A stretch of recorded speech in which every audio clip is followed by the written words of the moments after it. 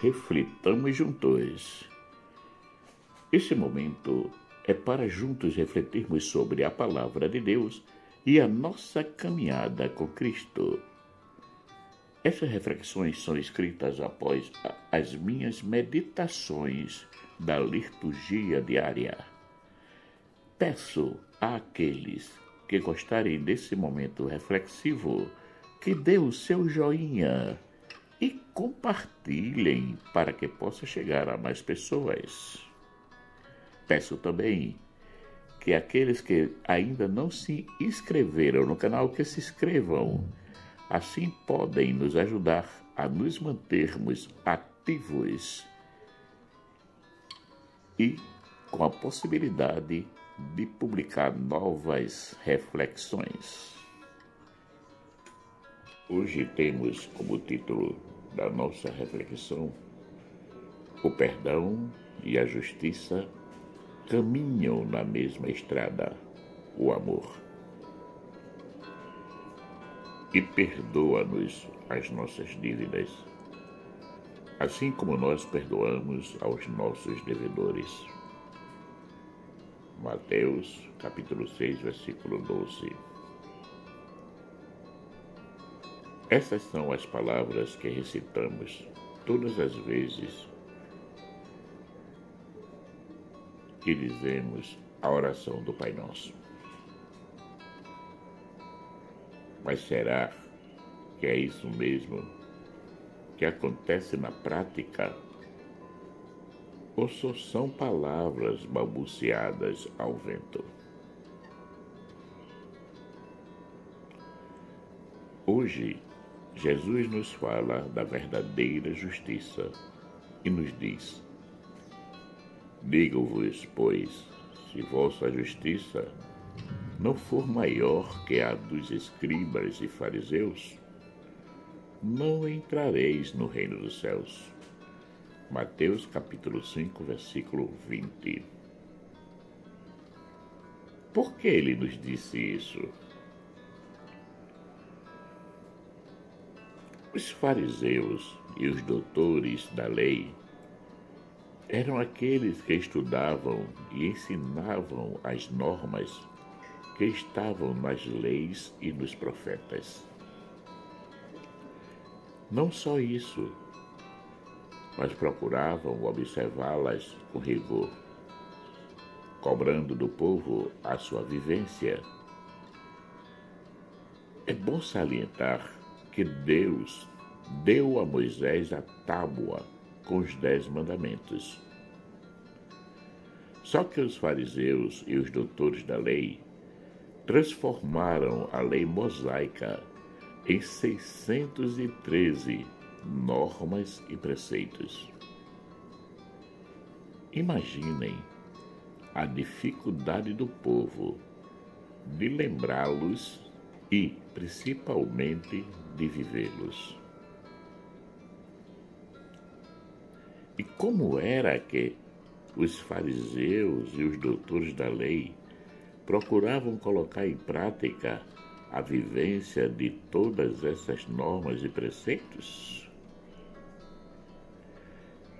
Eles viviam como se fossem os melhores, porque queriam mostrar superioridade sobre os demais. Inclusive, Jesus, na sua época, aconselha o povo a não fazer como eles, que dizem uma coisa e fazem outra. Todas as coisas, pois, que vos disserem que observai-as e fazei-as, mas não procedais em conformidade com as suas obras, porque dizem e não fazem, pois atam fardos pesados e difíceis de suportar e os põem aos ombros dos homens.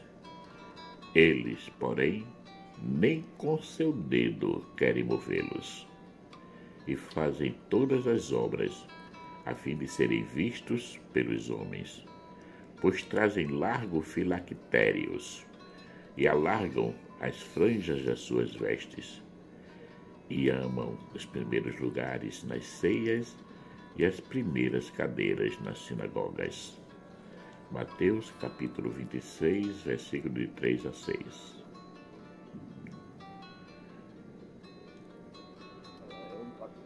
O princípio de justiça usado pelos fariseus e doutores da lei era a lei de Talião, que dizia olho por olho e dente por dente. Essa era a maneira que eles cobravam do povo a vivência da lei e dos profetas. Jesus foi bem claro quando disse que a nossa justiça fosse maior que a deles. Esse maior tem uma conotação de melhor. Isso mesmo, que sejamos melhores do que eles na prática da justiça. Por que devemos ser melhores do que os fariseus e doutores da lei? Por que devemos ir além da lei e dos profetas? O nosso compromisso não é com o que está escrito, isto é, com a norma em si mesma, mas é com o amor. Devemos viver a justiça com amor. Eis aí a diferença. Não vivemos simplesmente a justiça, mas vamos além dela. A parábola do operário de última hora nos exemplifica muito bem isso.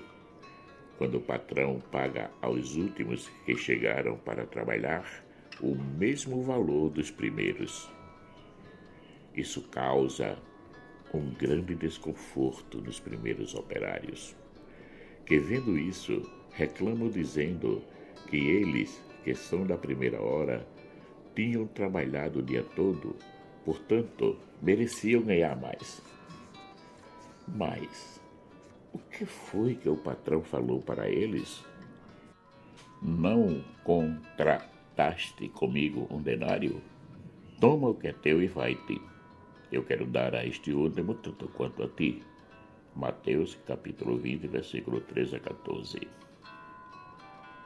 Jesus apresenta pedagogicamente a diferença entre a justiça por si mesma e a justiça feita com amor, que é a caridade. A justiça é dar ao outro aquilo que lhe pertence. A justiça com amor é dar ao outro não só aquilo que lhe pertence, mas vai além. Dá também aquilo que nos pertence. A justiça com amor é a mesma coisa que doar-se. Eu dou ao outro aquilo que é meu. O patrão foi muito enfático quando perguntou se não tinha liberdade de fazer o que quisesse com aquilo que era seu. Ou não me é permitido fazer dos meus bens o que me apraz. Porventura, vês com maus olhos o que eu seja bom? Mateus capítulo 20, versículo 15. Aqui não se trata de uma justiça distributiva, dar ao outro aquilo que lhe é de direito, mas ir além, de ser realmente justo. O patrão não enrolou os primeiros operários, lhes deu o que tinham combinado. Meu amigo, não te faço injustiça. Não contrataste comigo um denário? Porém, como era um homem mais do que justo, foi além com os últimos operários, dando a eles o mesmo que os primeiros. Eu quero dar a este último tanto quanto a ti. Temos a justiça de Deus e a justiça dos homens. A justiça de Deus, que é aquela que nos interessa, nós podemos encontrá-la todas as vezes que olharmos para um crucifixo, porque ali temos o maior exemplo de doação já concretizado na humanidade. Jesus deu a sua vida por cada um de nós, sem pedir nada em troca. E qual é essa justiça que encontramos quando olhamos um crucifixo? encontramos o amor vivenciado no seu maior alto grau. Ninguém até hoje conseguiu amar assim. Esse amor nos leva a experimentar na nossa vida a misericórdia e o perdão de Deus para conosco. Deus, durante a história até os dias de hoje, procurou reconciliar-se conosco, chegando por fim a mandar o seu único Filho para redimir os nossos pecados. Eis o Cordeiro de Deus, que tira o pecado do mundo. João capítulo 1, versículo 29.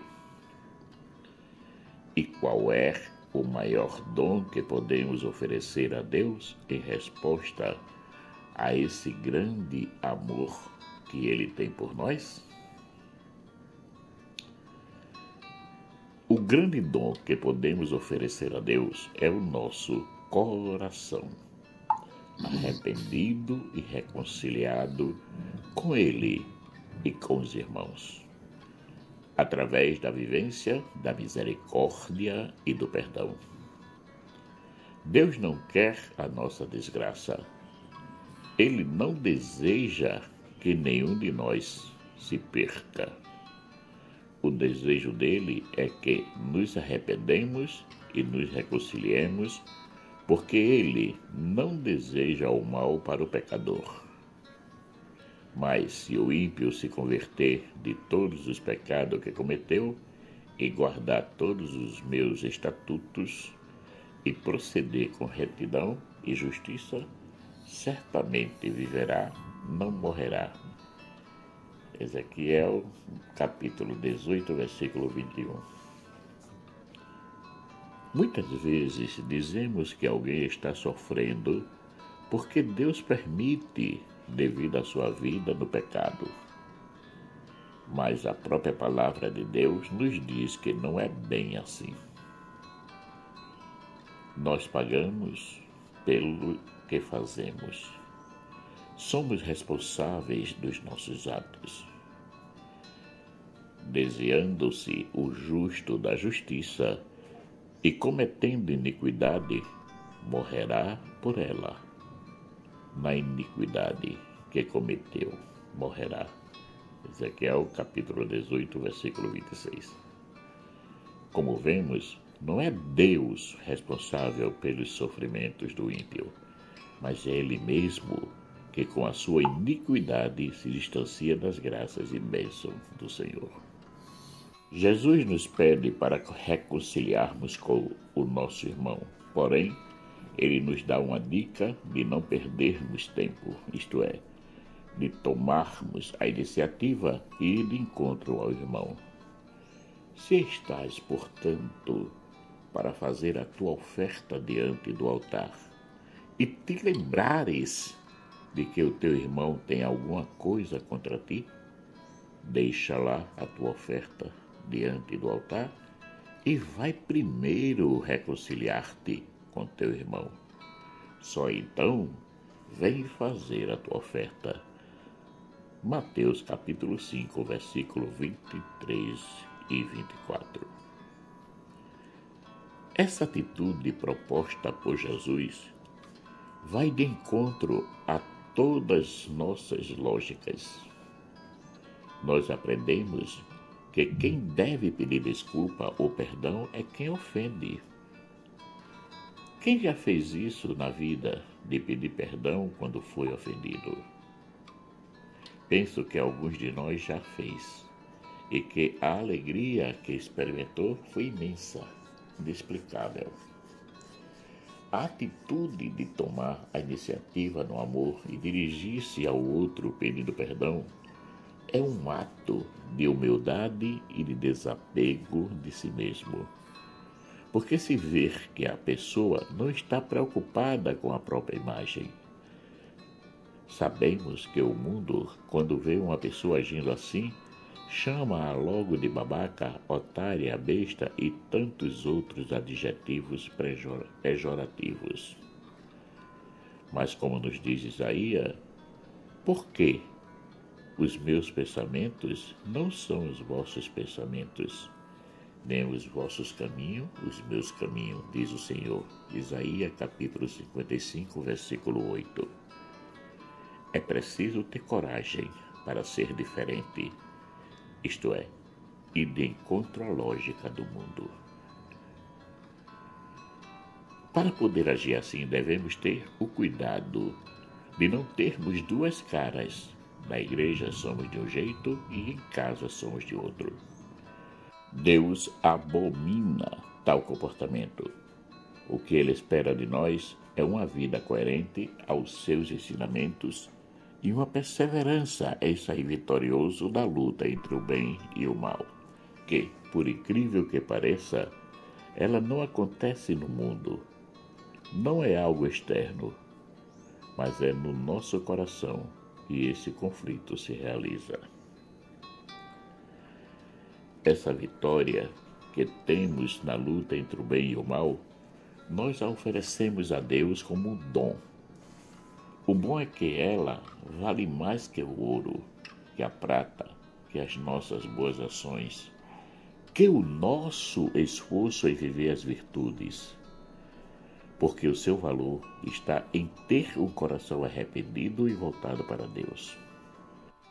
Não existe nada mais valioso que o nosso relacionamento com Deus, porque é nele que podemos dialogar e pedir, entre súplicas, louvores e agradecimento, as graças e as bênçãos que Ele nos pode doar.